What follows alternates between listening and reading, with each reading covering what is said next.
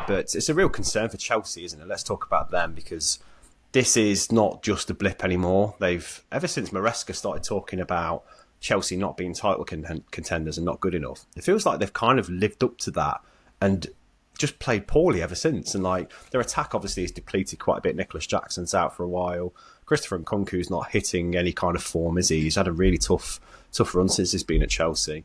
Cole Palmer's not really hitting the target either at the minute. This game he was really off. Is Maresca's kind of relationship with the fans deteriorated now, do you think? I've read a few forums saying that they're looking to see him out already. The kind of football he's playing is pretty boring. 70% of the possession, but 0 shots on target, sideways passing. It's just a little bit stale, isn't it, at the minute? Yeah, it reeks of kind of familiar sort of feelings that we had, I think, when he was at Leicester last year. Even when Leicester were at the top of the league, there were sort of like, some annoyance, I think, from some Leicester fans saying it was just a bit boring and a bit predictable. And when it wasn't going for them, they didn't really have a plan B. Yeah. I think there's some similarities there. I also think they're obviously Nicholas Jackson has suffered that injury, hasn't he? It looks like it's going to keep him out for a number of weeks, if not probably the rest of the season. From the sound, it might be quite a bad one. I don't think there's too much information been released on the severity of it yet, but it doesn't look great. So when obviously Cole Palmer's not banging him in, it looks like they struggle to create and kind of finish off opportunities that do come their way. And then you look in the wide areas, it's a little bit underwhelming, to be honest, at the moment. Obviously, Madueke had that little purple streak they had at the beginning of the season.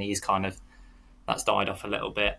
Pedro Neto, we know how good a player he can be on his day, but didn't have the best game. And then Jadon Sancho, who just is eventually carried over his Man United form.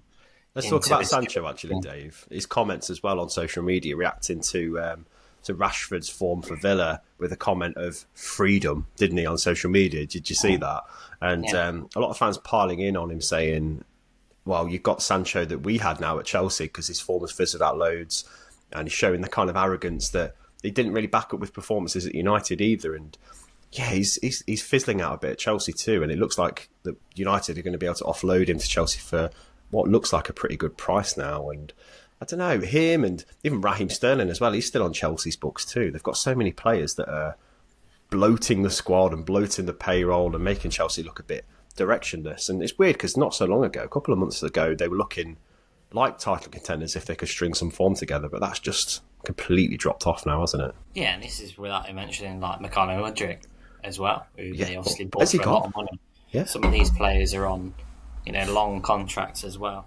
I think something that Chelsea have done over the last few years is when they've sold, they've actually got pretty good fees for their players. Somehow, some of the players that they've sold have just been so underwhelming that it boggles the mind that they've had suitors that have come in and offered big money for them. Whoever they've got, the agents and the negotiators in these deals, they must be brilliant at their jobs because somehow that they get the money for them.